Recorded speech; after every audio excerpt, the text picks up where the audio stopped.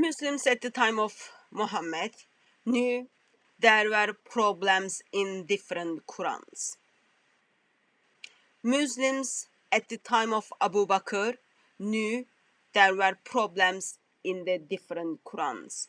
Muslims at the time of Uthman knew there were problems in different Qurans.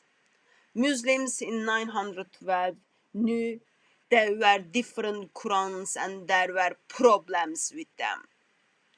But they were okay with that. But as the time went on, story has been changed. Quran has been perfectly preserved, dot by dot, letter by letter, sound by sound, word by word. And this has been brought up to attention of Muslims, where Mohammed Hijab interviews Sheikh Yasir Qadhi and then asks him questions about the preservation of the Quran. Even though Yasir Qadhi, bless him, he made to the London streets with what all he said. Of course, I would love to encourage you to go and watch the video, but you cannot watch the video because now it's gone, But he was asked about the preservation of the Quran. He expressed that the standard narrative has holes in it. He expressed that the issue of Ahruf and the preservation and the Qiraat and the relationships between them are very, very difficult issues. Because he knows, even though there are 40 different views regarding what is Ahruf, he knows only Allah knows what Ahruf is. He knows that those Qiraats has nothing to do with Muhammad. It end up in the Islamic history much, much, much later than Muhammad. And he knows it's all messed up. He expresses that even the most advanced of our scholars are not able to respond to this question. And then he was pushed, even though he expressed, "Don't push me, Muhammad, I don't like it." He was pushed and he expressed that he was asked, "If I gave you the blank Musaf, what would you write?"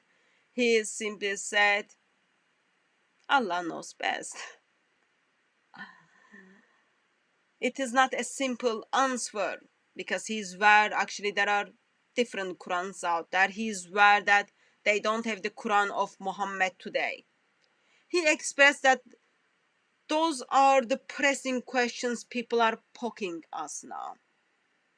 And they haven't done a good job to answer people's. Now people, those are the red lines. Do not cross the red lines. Yet apparently people are crossing those red lines.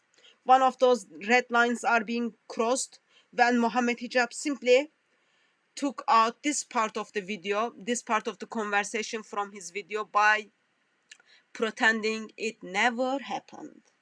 Quran has been perfectly preserved. And Sheikh Yasir Qadhi kept the video for a while. As he kept the video, he received some comments under his video. Of course, in that time, Mohammed Hijab was quite happy because he didn't even put that part of the video. As the comments were simply expressing how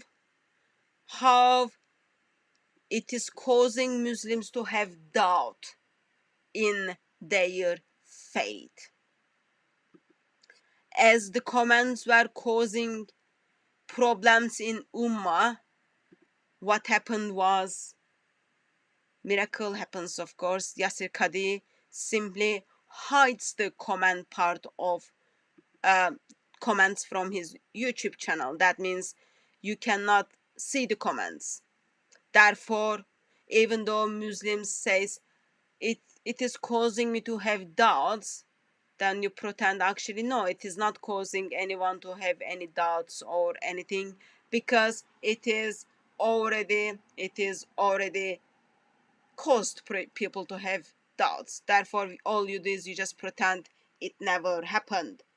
First comments are being removed because they expressed the doubt in the faith of people, and then time went on, whole video is been taken out. And we've been asking Muslim missionaries at Speakers Corner regarding this, simply taking a blank mushaf and ask Muslims to write something down. You get bullied, mocked, made fun of, and they simply run away. So, it's not that I have doubts. I am confident that Quran has not been preserved. Historical account and traditional account tells us. Muhammad confirms us. Abu Bakr confirms us. Ubay bin Ka'b confirms. Ibn Masud confirms. Uthman confirms. Aisha confirms. Quran has not been perfectly preserved. Tradition and history tells me, and I'm very confident. I've got like zero doubt. I've got zero doubt on that. But Muslims are expressing their doubts. Muslims are expressing their doubts regarding preservation of the Quran.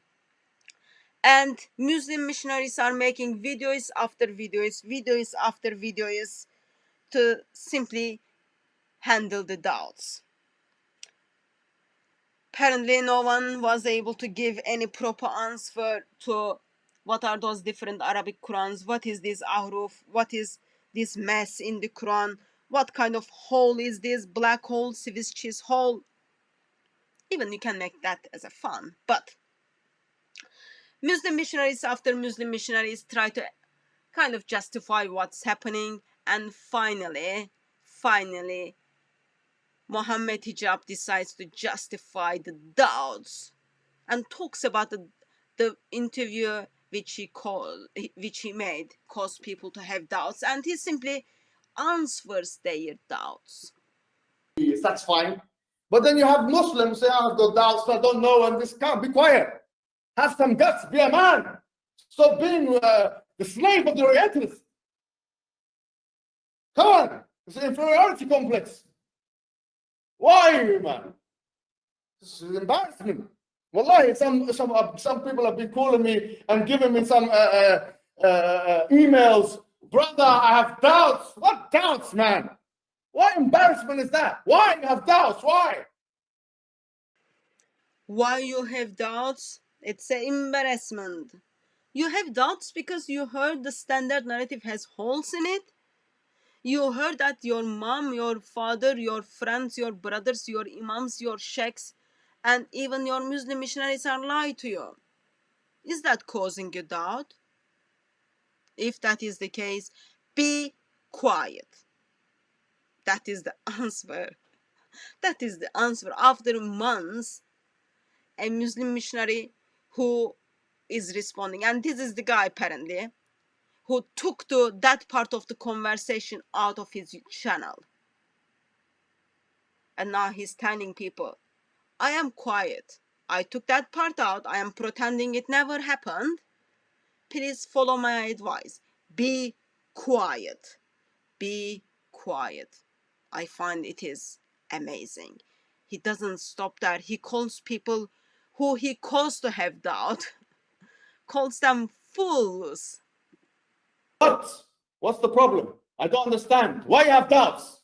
What kind of man are you anyway? Huh? What kind of woman are you? What kind of Muslim are you? What kind of Muslim are you? Let's be honest about the situation. Putting doubts in that one's heart and that one's mind and this one's soul. Be quiet, man.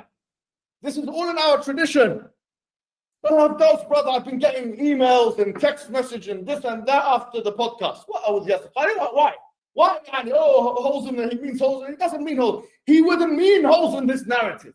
He wouldn't mean holes in this narrative. When he said the standard narrative has holes in it, he wouldn't mean holes. Of course, he had the opportunity to just explain it. But what he did was took the video down. And what kind of Muslim you are having a doubt? You could be like me. I asked the question. I have zero doubt. Why? Because I took that part of the conversation out of the video. I didn't want you to know because I knew it will cause you doubt. And I know it is causing me doubt. What I do is I take the part out and we pretend nothing happened. What kind of Muslim are you? You are having a doubt. Why would you have a doubt? While Ubay bin Ka'b had a doubt. Why would you have a doubt while your Muslim sheikhs are having a doubt? Why would you have a doubt while Muhammad himself doubted? Why?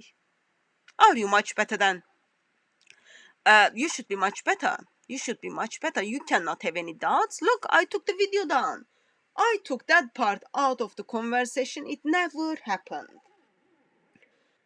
What kind of people you are expressing that you have doubts? What kind of Muslim are you? Why did Sheikh Yasir Qadhi say that there were holes in the standard narrative? He made a mistake by saying that. He shouldn't have said this. He was talking to me as if he should, like Yani, we were in the classroom talking about the Qur'an's views. He told me that. Yeah, he made a mistake, and the way Sheikh Yasir Qadhi made a mistake, to fix that mistake is just pretending it never happened. He made a mistake. The way I, as Mohammed Hijab, I needed to fix that mistake. It was just poor choice of the words. What I did, I took that part out of my video. Why? Because I knew it is gonna cause you to have doubts. Of what he's saying, but it really angers me. Yeah, it really angers me that there are some Muslims actually losing faith. Meaning, why is everyone so hung up on what happens about Yasir Qadhi? Sorry, if Yasir Qadhi jumps off a cliff, we're going to jump off a cliff. If Yasir Qadhi commits suicide, we're going to commit suicide. If Yasir Qadhi, he did this, we're going to do that with him. And if Yasir Qadhi become apostate, we're going to become apostates. There are big scholars that became disbelievers, ex-Muslims and apostates. Does that mean when those become ex-Muslims and apostates that we're going to religious switching is a part of human life? I'm not saying Yasir Qadhi is going to fit into that. But what I'm saying is, why are people so hung up, Yani, with all due respect, about what people think? Yani, so what Yasir Qadhi said, there's holes in the standard narrative. That's all I'm going to say. That's what he said.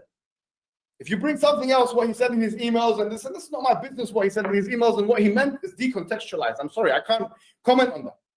But that's that, Yani. Khalas. You stop being like obsessed celebrity, obsessive personalities. With all due respect. Who cares what Yasir Qadhi said? Why he cares so much? Why? Why? Doesn't matter what he said, to be honest, with all due respect. It angers Muslim missionaries as people email in to tell them they are losing their faith, they are expressing their doubts. It angers Muslim missionaries. After Yasir Qadhi has been thrown under the bus with his statements, Muslim missionaries get angry. Why? He didn't want to get angry, therefore he took that part out of his video. He didn't want you to know. Now, as the messages, emails are coming where people are losing their faith, where people are expressing they've got doubts, all you've got to do is just pretend it was a mistake. But please don't send me email to express. You are losing your faith because the interview I did with Sheikh Yasir Qadhi. Please don't send me messages that you are losing your faith, you've got doubts. Don't do that. Why? Because I can't control my emotions. I get angry. I didn't want to get angry. Because of that, I took the video down, half of the video down, and I pretend that interview never happened. I'm trying to now fix it, but I cannot fix it because people are losing their faith. Why? The standard narrative has holes in it. Muhammad, at the time of Muhammad, people had a problem with Quran, with Islam. At the time of Abu Bakr, at the time of Umar, at the time of Uthman, in 10th century. And people choose to walk away from. Yet they knew the consequences. In somehow Muslim missionaries are trying to shut Muslims down because they don't want people to become ex-Muslims. Therefore, you are told, if you are expressing your doubts, you are fool. If you are expressing your doubts, if you are expressing that it starts shaking your faith, you are angering Muslim missionaries. Why? I don't know his heart, but maybe you are even causing him to lose the money he's making from decades of lying. But bottom line is this: standard narrative has holes in it, and it is causing Muslims have doubt in their faith. It is helping Muslims to leave Islam.